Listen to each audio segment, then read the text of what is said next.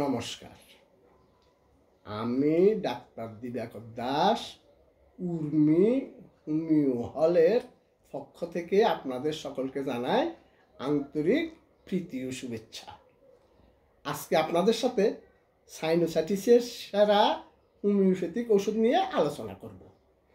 তার আগে যারা ভিডিওটি দেখছেন তারা না টেনে সম্পূর্ণ দেখুন, এবং যারা এখনও সাবস্ক্রাইব করেন নাই তারা বিভিন্ন রোগের হোমিওপ্যাথিক চিকিৎসা সম্পর্কে জানতে চ্যানেলটি সাবস্ক্রাইব করে লাইক কমেন্টস করুন। সাইনোসাইটিসের জটিলতা সম্পর্কে কম বেশি সবাই জানেন। সাইনোসাইটিসের সমস্যাগুলির মধ্যে রয়েছে মাথা ব্যথার তীব্রতা। যখন তাদের মাথা ব্যথা তীব্র হয় তখন তা সারাতে হোমিওপ্যাথিক ওষুধগুলো বিবেচনা করা যেতে পারে।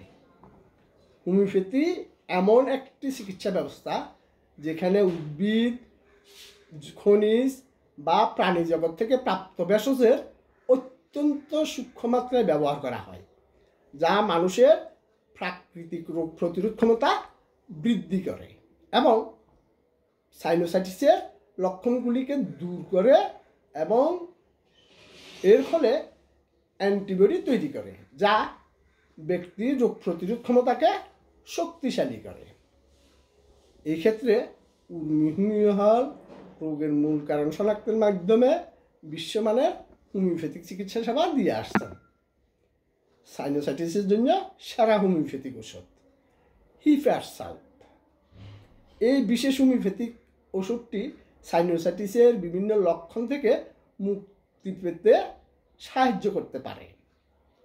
নাক থেকে শ্লেষ্মাস্রাব, নাক ফুঁকতে অবিরাম তাড়না, নাক থেকে দুর্গন্ধযুক্ত শ্লেষ্মা, নাকে জ্বালা পোড়া, নাকের ভেতরে ঘন ঘন আটকে থাকা শ্লেষ্মা, নাকের ভেতরে চুলকানি, হাসির ক্রমাগত পর্ব, মাথা ব্যথা, নাকের গোড়ায় ব্যথা, ঠান্ডা, ব্যথা এবং এমনকি স্পর্শের প্রতি অতি সংবেদনশীল ক্যালিব্রোমিয়াম। সাইনোসাইটিসের আক্রান্ত ব্যক্তিদের যাদের ঘন নাক দিয়ে ঘন স্রাবের লক্ষণ থাকে তাদের এই ওষুধটি খাওয়া উচিত। হাড় এবং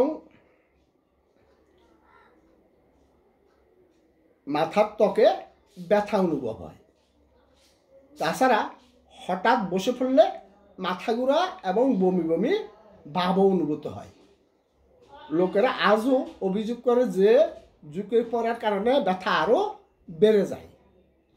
অন্ধকার ঘরে শুয়ে থাকলে এবং আক্রান্ত স্থানে গরম লাগালে ব্যথার উপশম হয়। মার্কিউরিয়াস সোলিবিউলাস যাদের এই ওষুধের প্রয়োজন তাদের প্রায়শই হাসির সাথে সাথে নাক থেকে পানি বের হতে পারে।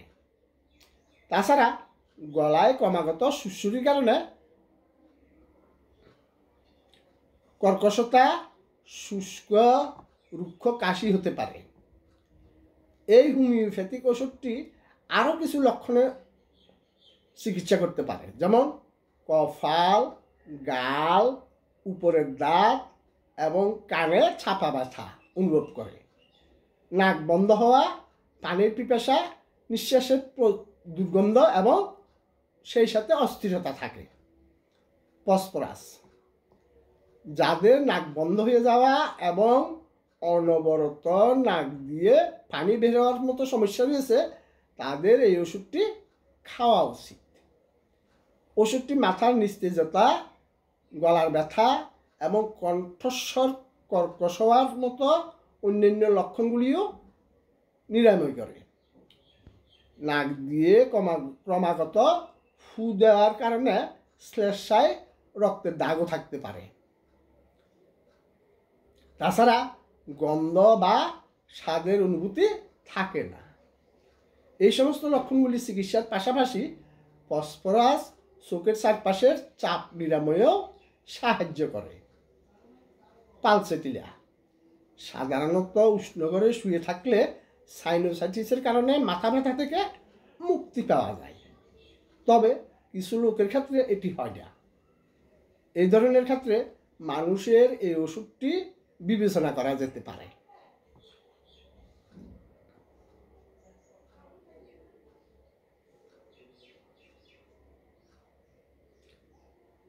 বসা, ঝুঁকে পড়া, শুয়ে থাকা থেকে উঠা এবং খাওয়ার মতো কার্যকলাপ ব্যথাকে আরও বাড়িয়ে দেয়।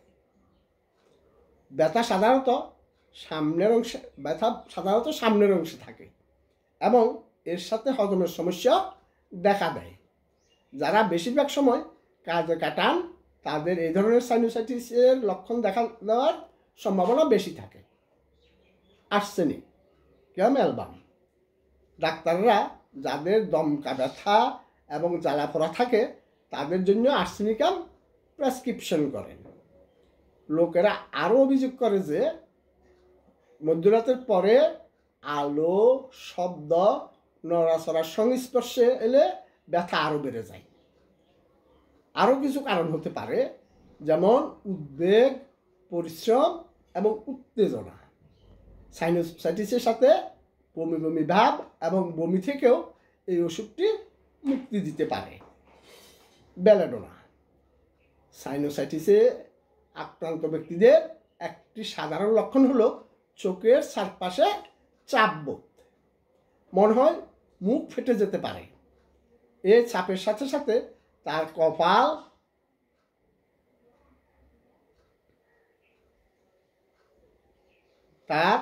কপালে বা চোখের চারপাশে তীব্র ব্যথা হয়।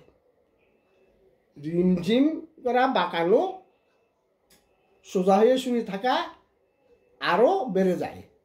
সাইনোসাইটিসের ব্যথাও তরঙ্গ আকারে আসতে পারে এবং যেতে পারে। আলোর সংস্পর্শে আসলে চোখ ব্যথা করে এবং মাথা ঘোরার অনুভূতি হয়। সৌভাগ্যবশত এই ধরনের লক্ষণযুক্ত ব্যক্তিরা বেলাডোনা গ্রহণ করে তাৎক্ষণিকভাবে উপশম পেতে পারে। স্পাইজেলিয়া অনেকগুলো কারণ রয়েছে যা অ্যালার্জির প্রতিক্রিয়া সৃষ্টি করতে পারে এবং এর ফলে সাইনাসে প্রদাহ হতে পারে। এই ধরনের কারণগুলির মধ্যে একটি হলো ঠান্ডা বা ভেজা হওয়া।